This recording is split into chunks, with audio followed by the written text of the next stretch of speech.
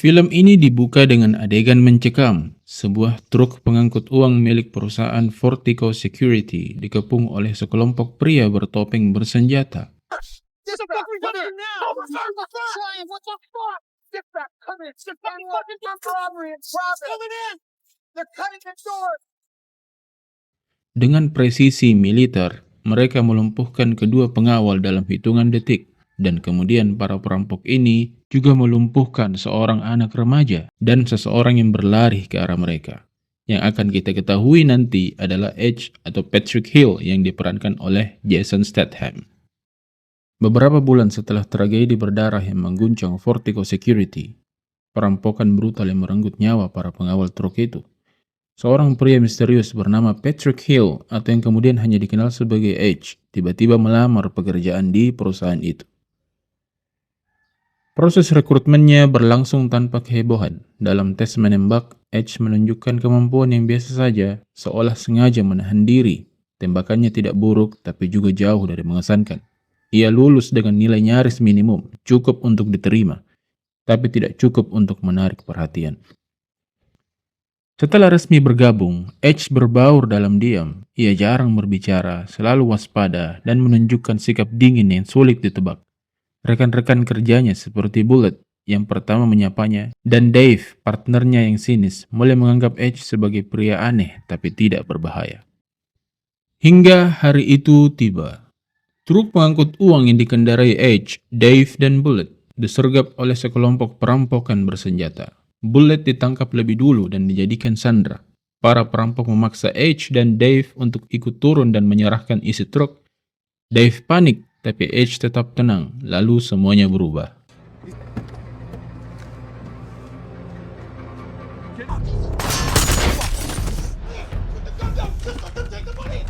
Dengan ketenangan luar biasa, Edge membawa para perampok satu persatu dengan tembakan presisi head di kepala mereka. Tak satu pun yang lolos, gerakannya efisien, cepat dan mematikan, seperti seseorang yang sangat terlatih atau sudah lama memburu kematian. Setelah menyelamatkan Bullet, Edge tidak berhenti. Ia mendekati salah satu perampok yang sekarat dan menginterogasinya dengan satu pertanyaan yang sangat spesifik.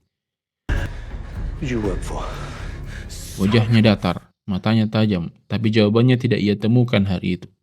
Perampok itu bukan orang yang ia cari, namun yang jelas sejak hari itu, semua orang di Fortico tahu Edge bukan sekedar pegawai baru. Mungkin kalian bertanya, kenapa Edge bergabung dengan Fortico Security? Untuk menjawab itu, kita harus mundur sekitar 5 bulan ke belakang, saat perampokan pertama terjadi, yang juga menjadi awal dari segalanya. Waktu itu, Edge atau nama aslinya Mason Hargreaves sedang cuti dari dunia kriminal yang sudah lama ia geluti. Sebenarnya ia bukan orang sembarangan, tapi seorang bos mafia, pemimpin kelompok perampok profesional, dan sosok yang ditakuti di dunia bawah tanah. Tapi hari itu, ia sedang berusaha menjadi sesuatu yang berbeda, menjadi seorang ayah. Ia mengajak putranya, Dougie, remaja belasan tahun, untuk keluar sejenak, menghirup udara kota, membeli makanan cepat saji, dan berbicara seperti ayah dan anak normal. Di mata Dougie, Edge bukanlah kriminal dingin dan kejam. Ia hanyalah sosok ayah yang tenang, pelindung, dan sesekali tersenyum saat mendengarkan Dougie bercerita tentang musik atau hal-hal yang ia sukai. Tapi kedamaian itu hanya ilusi. Edge punya agenda tersembunyi. Ia sedang menyusun rencana besar, merampok truk pengangkut uang milik Fortico.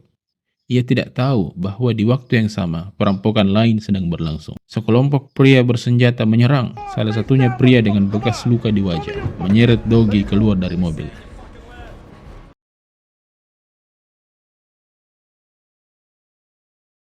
Edge melihat dan berlari menyelamatkannya, tapi terlambat. Dougie di depan matanya oleh pria tersebut. Edge juga diberondong peluru, lalu ditinggalkan nyaris. Sejak saat itu, Edge tahu siapa yang dia incar.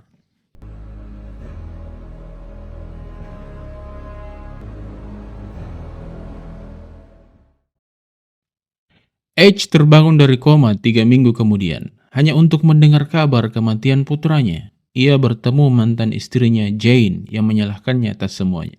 Dalam diam dan rasa bersalah, H menemui Mike dan rekan-rekan lamanya. Mereka sepakat akan menemukan dan menghabisi para pembunuh Dogi. Satu kelompok kriminal mereka interogasi dengan keras dan mengarah ke sekelompok saudara kejam yang menyekap wanita sebagai budak. H tak menemukan pelaku pembunuh anaknya di sana, tapi ia tetap membunuh mereka dan membebaskan para tahanan.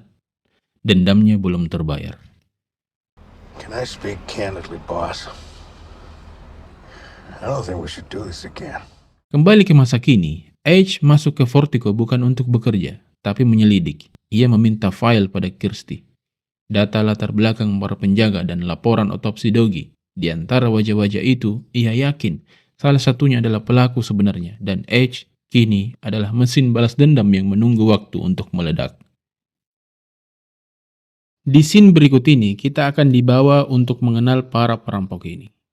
Kelompok perampok ini bukanlah geng kriminal biasa. Mereka adalah sekelompok mantan tentara elit yang pernah bertugas bersama dalam misi-misi militer berbahaya.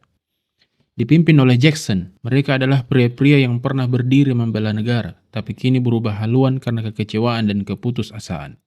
Setelah kembali ke kehidupan sipil, mereka mendapati bahwa tak ada jaminan, tak ada kepastian hidup, dan negara yang dulu mereka bela seakan melupakan mereka. Jackson, sebagai pemimpin, adalah sosok cerdas dan dingin, ahli strategi yang merancang tiap perampokan layaknya operasi militer. I know it is my present for you. Ia merekrut kembali rekan-rekan lamanya, termasuk Carlos, yang ikut demi menafkahi keluarganya, dan Jan, tentara muda yang brutal dan tak terkendali. Jan adalah bom waktu yang haus kekerasan dan haus darah, dan akhirnya menjadi biang kehancuran kelompok saat ia menembak seorang anak remaja bernama Dogi dalam perampokan kemarin. Setelah berhasil melakukan perampokan kecil terhadap truk pengangkut uang kemarin, kelompok pimpinan Jackson memutuskan untuk mengambil langkah besar. Menyerang langsung markas pusat penyimpanan uang Fortico. The reward, the bigger the risk. Everything comes at a price. We're not hitting a cash truck. Disinilah seluruh uang dari berbagai perusahaan besar disimpan, dan di hari gajian nilainya bisa mencapai lebih dari 150 juta dolar tunai. Rencana ini bukan hanya tentang uang, tetapi juga tentang akhir. Jackson ingin satu aksi terakhir sebelum mereka semua pensiun, hidup bebas tanpa harus kembali mencuri lagi. Tapi target sebesar ini mustahil dilakukan tanpa bantuan dari dalam. Tebak siapa yang menjadi orang dalam mereka? Yap, Bullet. Orang yang selama ini dekat dengan H, tapi ternyata pengkhianat dan bekerja dengan para perampok itu. I helped him get into the cash truck game. And with me on the inside. Bullet, salah satu penjaga senior Fortico, menjadi kunci. Ia sudah lama bekerja di sana, dikenal dan dipercaya. Ia juga menyusun siasat agar kelompok Jackson bisa masuk tanpa kecurigaan. Bullet berpura-pura sebagai Sandra dan dijadikan tameng untuk membuat para perampok itu masuk ke dalam markas Fortico. Bob, what the fuck is... Operate the armory are hard-boiled. Namun para petugas Fortico tidak tinggal diam. Meski dihadapkan pada senjata dan ancaman, mereka tidak gentar. Mereka menolak mengikuti perintah para perampok dan justru melawan.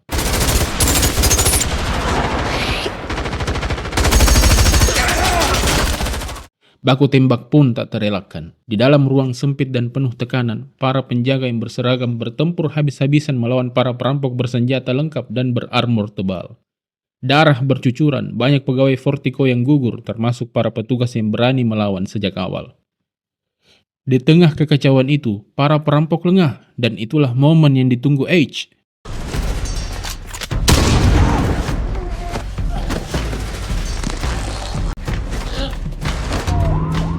Dengan cepat dan tanpa suara, H menyerang salah satu perampok yang mengawasinya dan membunuhnya seketika. Ia kemudian mengambil armor dan senjata si perampok, menyamar agar tak dikenali oleh anggota perampok lainnya. Tapi penyamarannya tak bertahan lama. Salah satu dari mereka curiga. Elvis is leaving the building. Dan perkelahian sengit pun pecah. Dalam duel brutal itu, meskipun lawannya dilengkapi perlindungan penuh, H tetap unggul. Ia bertarung dengan kekuatan amarah, kehilangan dan dendam, dan seperti sebelumnya, H menang. Tiba-tiba Bullet muncul di tengah kekacauan. Dengan wajah panik tapi licik, ia meminta senjata pada dua temannya. Begitu senjata berada di tangannya, ia langsung menembak kedua temannya yang tadi memberikan pistol. Sementara itu, Edge terus menembaki para perampok lainnya. Ia berhasil melumpuhkan beberapa orang lagi. Namun di tengah aksi itu, sesuatu yang tak terduga terjadi. Bullet tiba-tiba mengarahkan senjatanya ke Edge dan melepaskan tembakan bertubi-tubi. Edge pun jatuh, namun tidak sampai mati. Akhirnya, hanya 3 orang yang berhasil keluar membawa uang hasil rampokan. Jackson, Jan, dan Bullet.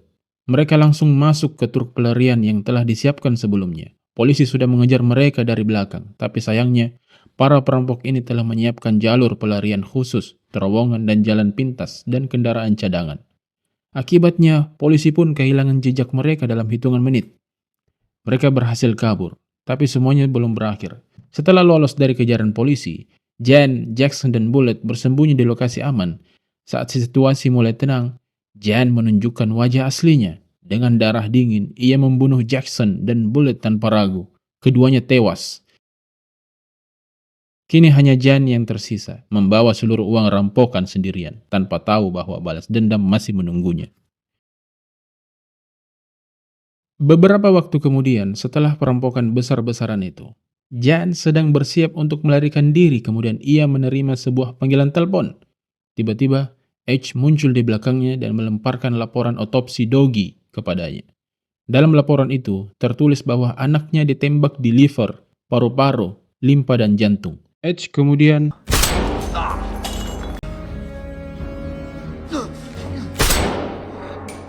di bagian tubuh yang sama, satu persatu, dan sengaja menyisakan jantung untuk ditembak terakhir. Akhirnya, balas dendam yang sepadan pun telah dia lakukan untuk anaknya Doggy. Setelah memastikan Jan tewas, Edge keluar dari apartemen dan bertemu dengan King, memberitahunya bahwa tugas telah selesai dan ia bisa mengambil kembali uang yang dicuri. Edge lalu masuk ke dalam mobil bersama temannya dan pergi meninggalkan tempat itu.